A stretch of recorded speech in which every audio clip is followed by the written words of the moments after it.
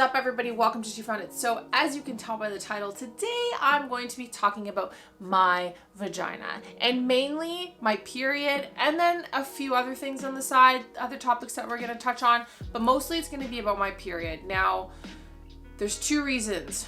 One, I think I have the world's worst period, and two, I had a girlfriend who just came out of surgery because she had endometriosis, and she decided to share that publicly, and it really struck me because I thought, there are not enough women talking about women's issues when it comes to their vagina. Like, I think part of the reason is because we are consistently shamed and made to just deal with it over there from men. And I just don't think women share this kind of stuff enough. And I think it's really, really unfortunate. So I do want to talk about my own issues and things that I've gone through when it comes to my vagina.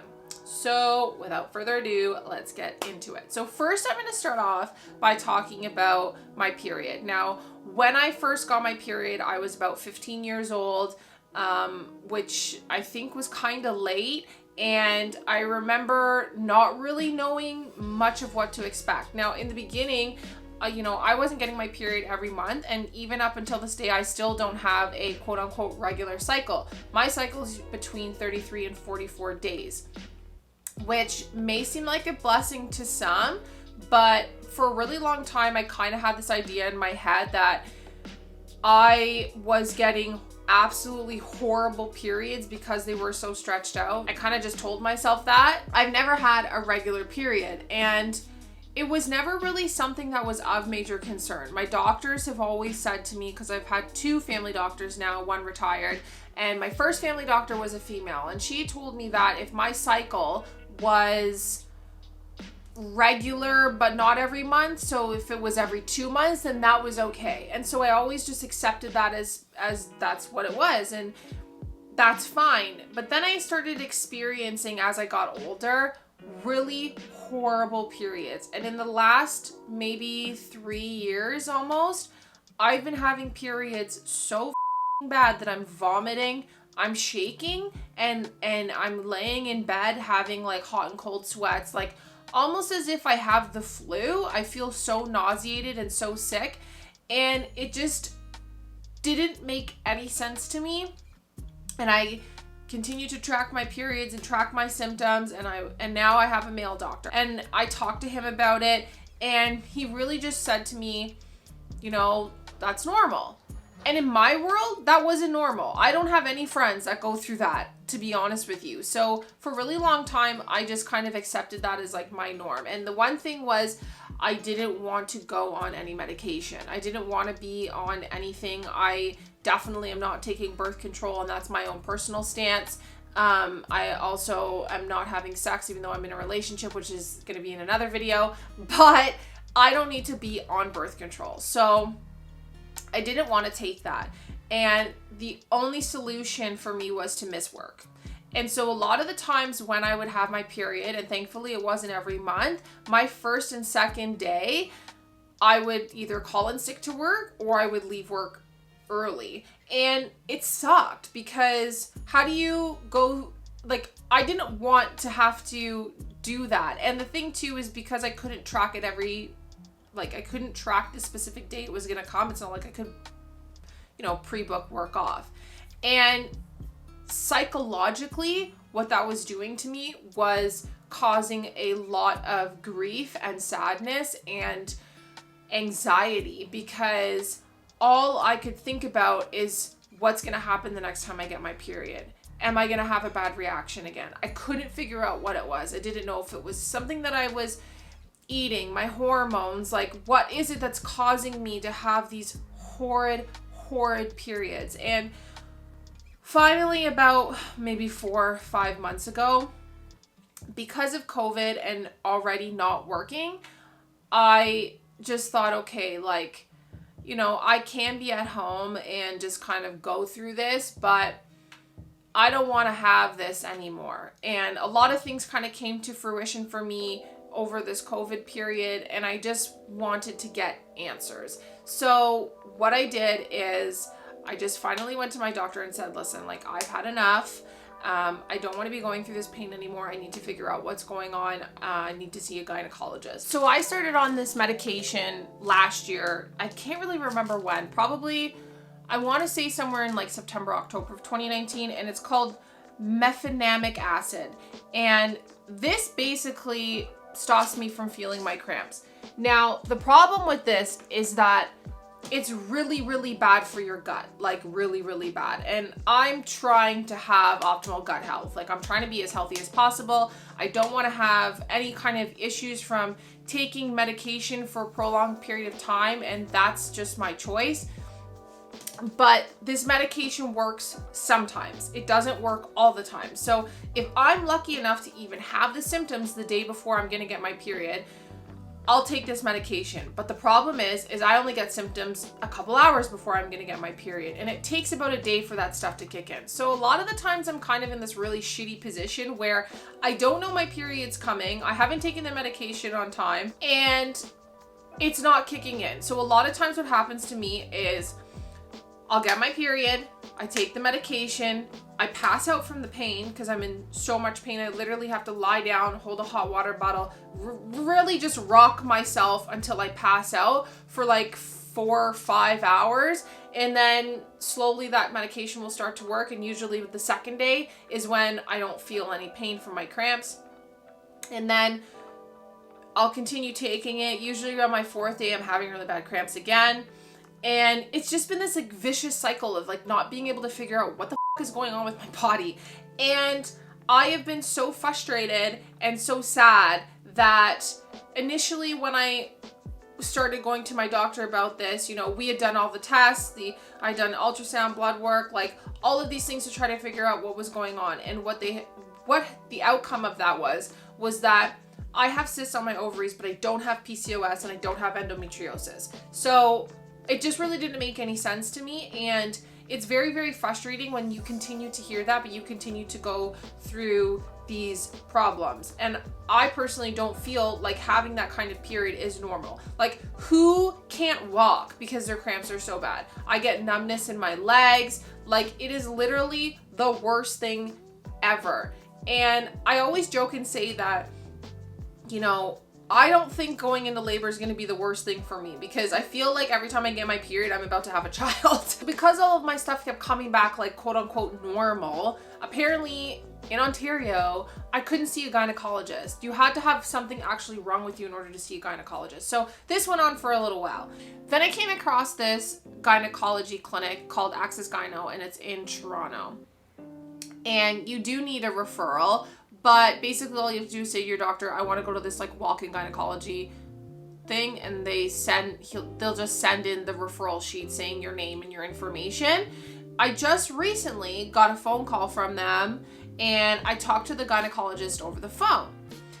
Lo and behold, she tells me that it sounds like I have PCOS, which is kind of annoying, but we're also still not sure. So based on all of my stuff, I look pretty normal, but based on my symptoms, I could have PCOS. So I'm kind of in this limbo period. And what they're offering me is to go on all this hormonal medication. Now, for me personally, I know it sounds like maybe I'm complaining because I have options to fix this, but I'm really dead set on not taking birth control. So I'm really like, I don't know what to do. And I don't know, maybe I'm sitting here talking about this because I'd like to hear from somebody else who's maybe gone through this, who didn't want to go the like regular medical route and did something more natural.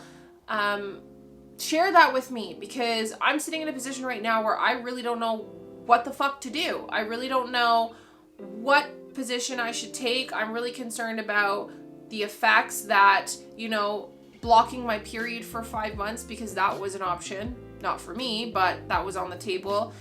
Taking the Nuvo ring and doing all these other things that I'm just not really that comfortable with doing. And, you know, I just need some help. So I'm on here talking about this because if anybody out there has any information about something that I could look into or do that could help me or alleviate this situation for me, please let me know.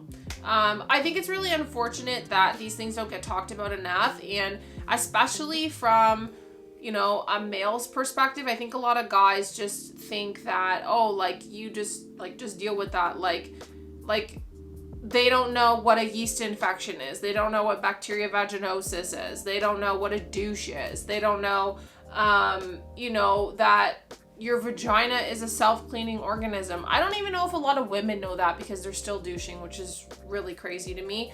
But I think that we need to talk about these things that are going on with women's bodies, especially when it comes to their vagina, because if we can have an open dialogue and we can be more comfortable with discussing the fact that we go through these things, then we can all help each other out. Like, I think it's really important, and me and Mike have talked about, you know, if we have boys or a boy or whatever, they are going to know, or he is going to know, that it is not okay for you to shame a woman for having her period, making fun of her for, you know, if she spots, or understanding, you know, the different things that happen with women, right? Like PCOS, endometriosis, like infertility, like these are all things that, I mean, infertility obviously affects men as well, but these are all things that affect women that not enough people talk about. It's just kind of like this like hush hush thing. And at Shoppers Drug Mart, there's literally a whole section for yeast infections, which, why aren't we talking about that? Like, why aren't we talking about what happens when that happens? And have you ever been with somebody where you've had a yeast infection and they've made you feel like shit about it? Like, that is literally the worst thing ever. And I'm not going to sit here and lie and say I've never had one. I've had a yeast infection before and I have been shamed for it. And it's really f***ing shitty when you don't know why this is happening to you and you try to confide in your partner, it was not Mike, by the way, about that, and they make fun of you and call you names. Like, what the fuck is that all about? You know, I wouldn't want my 17, 18-year-old daughter to feel like she couldn't talk to me or her dad about things that were going on with her vagina. And I don't want, and the other thing too, actually, is that a lot of people associate getting those things and having those things with like being nasty or being sexually promiscuous or, you know, just being dirty. Like, that's not the truth. Like, there's a lot of things that happen to the human body that just happen naturally and they just occur naturally. Like, did you know that wearing a thong could literally give you bacteria vaginosis because the bacteria that's on your underwear that's riding up your ass crack can give that to you? Like, there's so many crazy things that can happen to you because those body parts are so sensitive. And like, I think that we need to have more open dialogue about these types of things. I think that women need to feel more secure with talking about differences in their bodies. You know, I had a girlfriend growing up that had 2 different sized boobs. Like, literally one was a C and one was a B. And I remember she was so sad and so uncomfortable about it. And, you know, it really affected her mentally. And that was because she used to get teased. Like, people used to tease her because of that, and that's horrible. You know, like, these are normal things. Women have inverted nipples. Women, vaginas look so different. Like, there are so many different types of vaginas. I remember watching this documentary called Petals. I think it's called Petals, and it's about the vagina, and it's about the stigma behind the vagina. And there were women in that documentary who literally were in their like elderly age and that had said they had never in their life looked at their vagina, like hadn't looked at it. Are you kidding me? Like, how is that possible? How is it possible that you've never seen your own vagina? You don't know what it looks like. And in Petals, they showed like pictures of all these different vaginas and what different vaginas look like. And I remember watching that and having the biggest aha moment because I was like, oh my God, everyone's vagina looks so different, you know? Like, that to me was an eye-opener, and it actually made me feel so much more secure and so much more comfortable with my own, you know? I think that there's this pornographic image that a lot of people have in their mind of this like perfect vagina, which really isn't real. You know, a lot of those porn stars go through surgery and do all kinds of shit to their bodies in order for them to look quote unquote perfect. And, you know, labiaplasty is definitely an industry that's growing. Like, it's nuts that women want to reconstruct their vagina, you know, and I think it has a lot to do with A, insecurity, B, shame and guilt, and never feeling comfortable to discuss, show, or talk about what you have going on downstairs. And I'm lucky enough that I am in a relationship with somebody who is inquisitive and caring and really understands that, you know, men and women's bodies are very different, and understands that this is something that I go through. You know, my period is obviously something that sucks for me, and I can't even imagine being Mike and him watching me going through that excruciating pain and crying and like sobbing and being so uncomfortable and so like upset and sad. And he's been nothing but supportive, and nothing but supportive from day one. He has never ever made me feel uncomfortable about anything that's going on down there. Even when it comes to talking about, you know, cysts and all that stuff, he's been inquisitive in such a positive manner.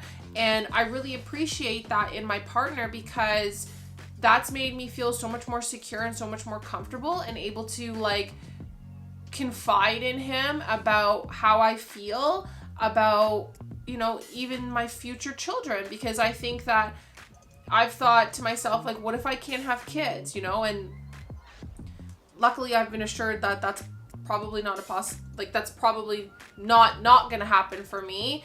But I am really lucky that I have the partner that I have. And so I really hope that something in this open discussion, open talk, like either spark something in somebody. Go watch Petals if you've never seen it. I'll probably actually link some information about that down low. If I can find the documentary somewhere, I'll definitely put it in here. I 150% want to do another video that really just kind of dives into the myths and the bullshit that women have to go through when it comes to dealing with their vagina and talking about the issues around their vagina and the things that we've been doing to like satisfy men and make sure that they're comfortable when it comes to our vagina, which is fucking nuts.